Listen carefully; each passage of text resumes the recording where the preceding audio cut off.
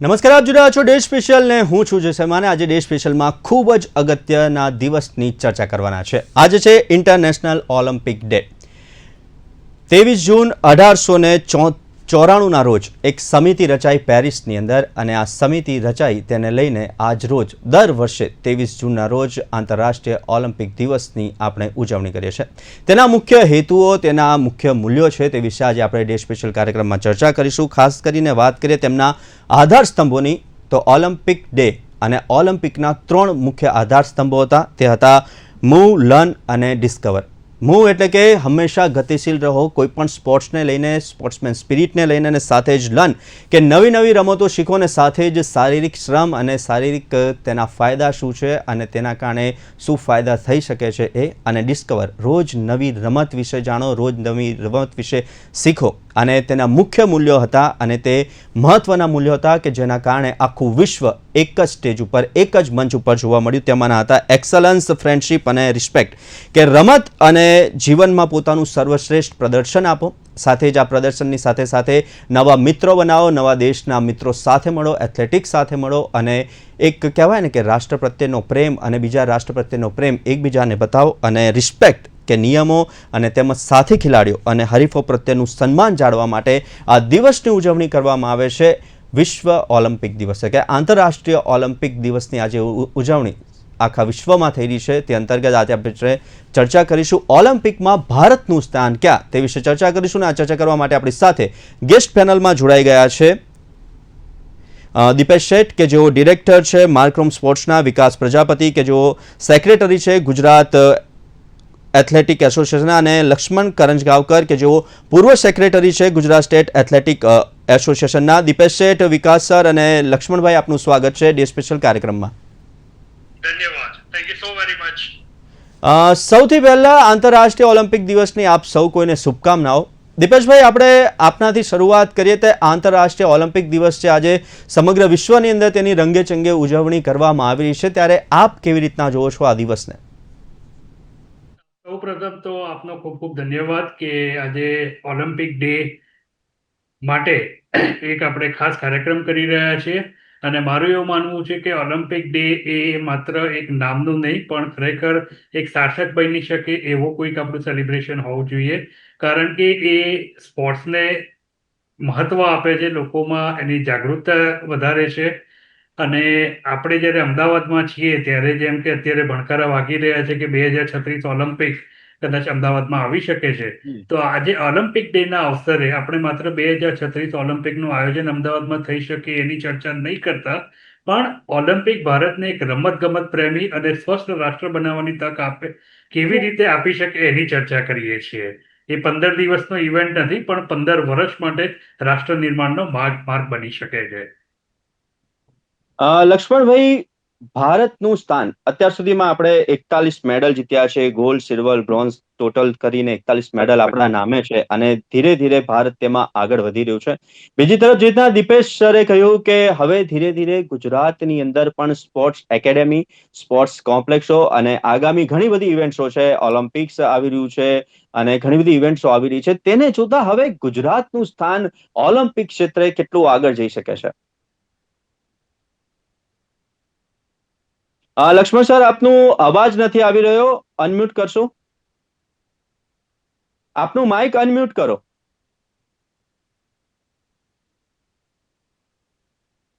ના, આપનો અવાજ નથી આવી રહ્યો લક્ષ્મણ સર। હેલો, હા, હવે હવે આવ્યો, હવે આવી ગયો? આવ્યો। હા Yes. સર, સૌથી પહેલા બધાને આંતરરાષ્ટ્રીય ઓલિમ્પિક દિવસની શુભકામના। અને જ્યારે ઓલિમ્પિક અને ગુજરાતના સંબંધની વાત કરવામાં આવે તો હું સૌથી પહેલા આપને ઓલિમ્પિક જે આ મુવમેન્ટ છે એના માટે ખાલી 1 મિનિટ વાત કરવા માંગુ છું। જી, જી, જી। 1850 થી 1900 સુધીનો જે સમય હતો દુનિયાનો, એ વખતે થોડી અશાંતિ હતી, અને એ અશાંતિ પીરિયડમાં, એટલે ખાસ કરીને ફ્રાન્સમાં રિવોલ્યુશન થઈ ગયેલું હતું, અને ત્યાંના જે બુદ્ધિજીવી લોકો હતા એ અલગ અલગ માધ્યમથી દુનિયામાં બંધુત્વ, વિશ્વ બંધુત્વ, શાંતિનો કેવી રીતે પ્રચાર થાય એના માટે એ લોકોએ રમતગમતનું માધ્યમથી આ ઓલિમ્પિકનો જન્મ થયેલો હતો। જ્યાં સુધી ભારતના અને ઓલિમ્પિકનો સંબંધની વાત આવે છે ત્યારે ભારત અને ઓલિમ્પિકનો જે સંબંધ છે એ 1936 પહેલાથી આવેલો છે. કેમ કે એ વખતે ભારતમાં રમતગમતના ક્ષેત્રે હોકીમાં આપણો જે દેખાવો હતો દુનિયામાં, એ દેખાવમાં 1928માં જે હોલેન્ડમાં ઓલિમ્પિક થયેલું હતું ત્યારથી આપણે સુવર્ણ એટલે ગોલ્ડ મેડલ મેળવેલું છે. એટલે ભારતનો જે સંબંધ હતો ઓલિમ્પિકમાં એ 1928 થી એકચ્યુઅલ ફિલ્ડમાં આવવાની શરૂઆત થયેલી હતી. ત્યારબાદ 1932 અને 1936 જ્યારે આપણે ગુજરાતની વાત કરીએ અને ઓલિમ્પિકની વાત કરીએ તો વડોદરાના જે સયાજીરાવ મહારાજ હતા એમને 1936માં એ પોતે ત્યાં ઓપનિંગ સેરેમની જે થયેલી હતી 1936 બર્લિન ઓલિમ્પિકમાં, એ વખતે એમનું સ્થાન જે ઓપનિંગ સેરેમનીમાં થયેલું હતું અને એ વખતે એડોલ્ફ હિટલર જે ચાન્સલર હતા એમની હરોળમાં હિટલરે એમને બેસાડેલા હતા. અને એ જ વખતે 1936માં ગુજરાતમાંથી, એટલે એ વખતે જો કે બોમ્બે પ્રોવિન્સ હતું, બ્રિટિશ ઇન્ડિયા હતું, અને એ વખતે બોમ્બે પ્રોવિન્સમાંથી આપણા વડોદરાના જે એટલે ગુજરાતના પહેલા ઓલિમ્પિયન શંકરરાવ થોરાતે રેસલિંગમાં ભાગ લીધો હતો. એના પછી 1960માં રોમ ઓલિમ્પિકમાં પણ ગુજરાતમાંથી બીજા ઓલિમ્પિયન તૈયાર હતા જેમનું નામ હતું ગોવિંદરાવ સાવંત, કે જેઓ હોકીમાં એમને ભાગ લીધો હતો. અને એ વખતે ફાઇનલમાં ભારતે પાકિસ્તાનનો પરાભવ કરીને ગોલ્ડ મેડલ મેળવેલું હતું.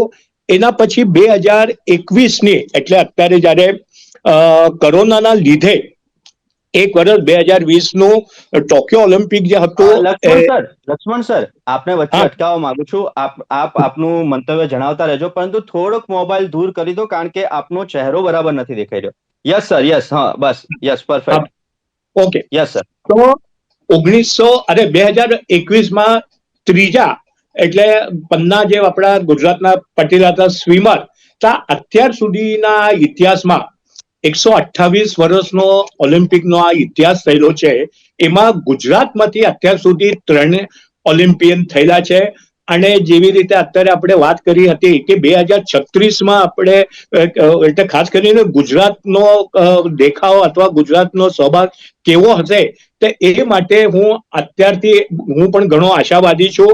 અને અત્યારે 2008 પછી ગુજરાતમાં જે રમતગમતની પ્રવૃત્તિ એટલે માનનીય આપણા નરેન્દ્રભાઈ મોદીજીએ જે ખેલ મહાકુંભની શરૂઆત કરી છે એના લીધે મને પોતાને અથવા ગુજરાતના તમામ રમતગમત પ્રિય લોકોને લાગે ત્યાં સુધી એ વખતે પણ ગુજરાતમાંથી ઓછામાં ઓછા 2 થી 3 ઓલિમ્પિયન 2036 સુધી ભારતનું પ્રતિનિધિત્વ કરશે એવી મારી લાગણી છે અને આશા છે.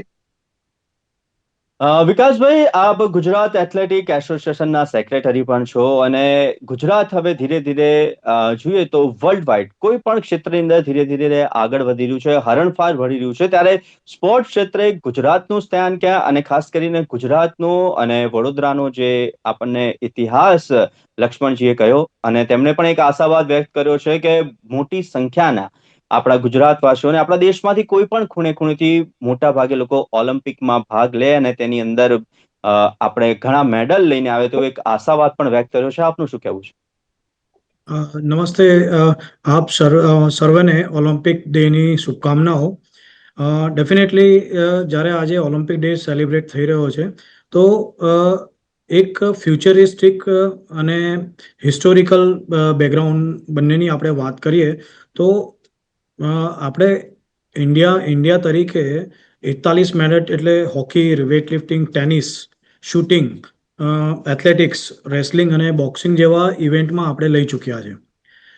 હાલમાં અત્યારમાં આપણે જોઈએ તો હાલની આપણી સ્પોર્ટ્સ પોલિસીના કારણે એ ગુજરાતની વાત કરીએ કે આપણે ઇન્ડિયાની વાત કરીએ, છેલ્લા જે 2 ઓલિમ્પિક્સ જે થયા છે એ 2 ઓલિમ્પિક્સમાં સૌથી વધારે એક ઓલિમ્પિક્સમાં મેડલ લાવનારા છેલ્લા 2 એટલે કે 2020નો જે ઓલિમ્પિક ટોક્યોમાં થયો અને 2024નો જે પેરિસમાં ઓલિમ્પિક થયો ત્યાં મેડલ્સ જે છે એ સૌથી વધારે આવ્યા છે. એટલે એ જ સમયે હોકીએ પોતાનું પણ જે પ્રભુત્વ હતું એ પાછું લાવીને પોડિયમ ફિનિશ કર્યું. બેડમિન્ટન જેવી રમતમાં પણ આપણને ઇન્ડિવિજ્યુઅલમાં મેડલ મળ્યા. એથ્લેટિક્સ જે વર્ષોથી 1896થી જ્યારથી એથ્લેટિક્સમાં પાર્ટિસિપેટ થઈ છે ત્યારે નોર્મન પિચાર્ડ 1900માં મેડલ લાવ્યા. ત્યારબાદ નીરજ ચોપડા 2020ના ટોક્યો ઓલિમ્પિકમાં મેડલ લાવ્યા. એટલે હાલમાં અત્યારમાં જોઈએ તો આપણું જે પ્રભુત્વ બનવા જઈ રહ્યું છે એ પોઝિટિવ ડાયરેક્શનમાં થઈ રહ્યું છે. અને આજે 10 વર્ષ બાદ જ્યારે આપણે આયોજન કરવા જઈ રહ્યા છે, ખાસ કરીને એનો પાયો જે છે એ મજબૂત કરવાનું જે કામ જે છે એ જે રીતે લક્ષ્મણ સરે કીધું કે ખેલ મહાકુંભના માધ્યમથી એ થઈ ચૂક્યો છે. જે નેશનલ લેવલ ઉપર જોવા જઈએ તો ખેલો ઇન્ડિયા જેવા પ્રોગ્રામના માધ્યમથી પણ ઓલિમ્પિક્સ માટેની તૈયારીઓ જે છે એ સિવાય પણ પોડિયમ ફિનિશ માટેની ટોપ કરીને સ્કીમ જે છે એના માટેની પણ તૈયારીઓ સરકાર દ્વારા કરવામાં આવેલી છે અને એનો ફાયદો જે છે છેલ્લા 2 ઓલિમ્પિક ગેમ્સમાં આપણને મળ્યો છે. બીજી વાત જો આપણે કરીએ તો આજે જે થીમ પર ઓલિમ્પિક્સ ડે મનાવી રહ્યો છે, યુ કેન ડુ ઇટ, એટલે માત્ર ને માત્ર ઓલિમ્પિક્સમાં પાર્ટિસિપેશન કરવા માટે કે રમતવીરો શ્રેષ્ઠ પ્રદર્શન કરે એના માટે જ નથી. યુ કેન ડુ ઇટ એટલે એક સામાન્ય નાગરિક પણ, એક સામાન્ય સિટીઝન પણ મુવમેન્ટમાં પાર્ટિસિપેટ કરે. લેટ્સ મૂવ એટલે કે you can do it, let's move એટલે એક હલનચલનની પ્રવૃત્તિમાં કે શારીરિક પ્રવૃત્તિમાં જોડાય એના માટેનો આજનો આ દિવસ છે. એટલે યુ કેન ડુ ઇટ એટલે સર્વે જ કરી શકે છે, બધા તમે પણ કરી શકો છો એ કહેવાનો આશય આજના દિવસનો રાખવામાં આવેલો છે. અને ડેફિનેટલી આપે જે રીતે કીધું કે મૂવ, લર્ન એન્ડ ડિસ્કવર એ એના 3 પાયા છે. એના માટે માત્ર ને માત્ર રમત ક્ષેત્ર સુધી આ મર્યાદિત નથી, પણ શારીરિક શિક્ષા અને સ્પોર્ટ્સ અને યોગા આ 3 વિષયને પણ ઓલિમ્પિક્સના જે મૂલ્યો છે જોડી શકે છે.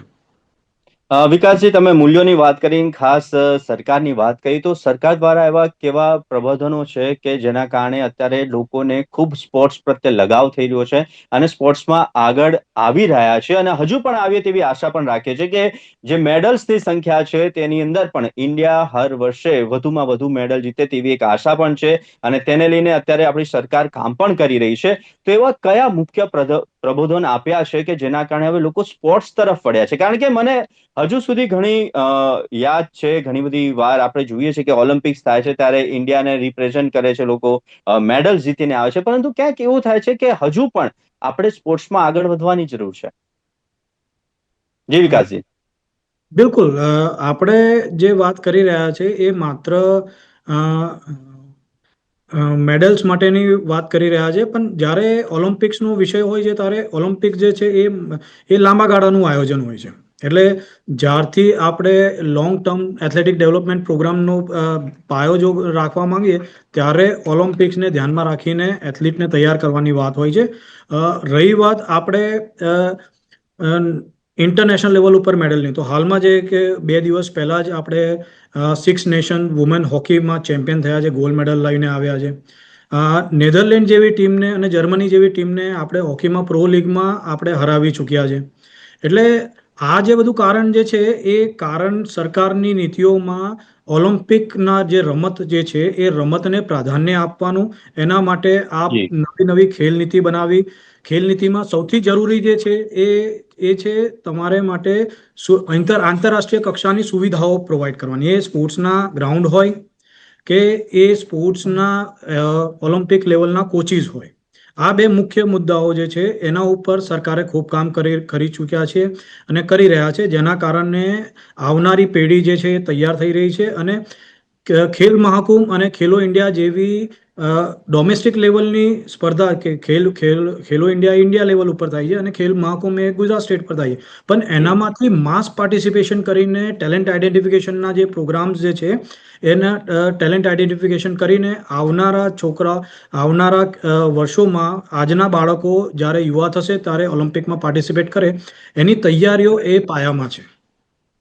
વિકાસ સર, એક બીજો પ્રશ્ન થઈ રહ્યો છે કે ટેકનિકલી આપણે કેટલા સ્ટ્રોંગ થયા છે, કારણ કે આપણે જોઈએ છે કે એથ્લેટને તૈયાર કરવા માટે માત્ર એક્સરસાઇઝ, યોગા, ફિઝિકલ ને બધું સાથે સાથે ટેકનિકલી કોચની વાત કરીએ અને સાથે જ કેટલાક ઇક્વિપમેન્ટ્સ જે આપણે જોઈએ છે ક્યાંક ને ક્યાંક એની અંદર આપણે કેટલા આગળ વધ્યા છે હાલ? હાલમાં જો કહીએ તો આપણે છેલ્લા 15 થી 20 વર્ષમાં ઇન્ડિયા લેવલ ઉપર જે આપણને સુવિધાઓ મળતી હતી, ખાસ કરીને ઇક્વિપમેન્ટ્સ જે છે એ ઇક્વિપમેન્ટ્સ વર્લ્ડ ક્લાસ લેવલના આવી રહ્યા છે.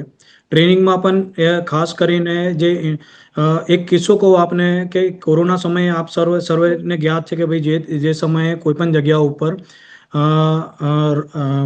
ખેલાડીને સંપર્ક નહીં થઈ શકતો હતો, ત્યારે સરકારે સ્કીમના માધ્યમથી ખેલાડીઓને ત્યાં ઇક્વિપમેન્ટ પહોંચતા કર્યા છે એ જે તે સ્થાને હતા. તો આ એક વિઝન એક નવું ડેવલપ થઈ રહ્યું છે કે ખેલાડીઓને બેઝિક જે સુવિધા જે છે ઇક્વિપમેન્ટ માટેની એ પણ જરૂરિયાત કરતાં પણ વધારે જે આપી શકે એના માટેનો પ્રયાસ છે.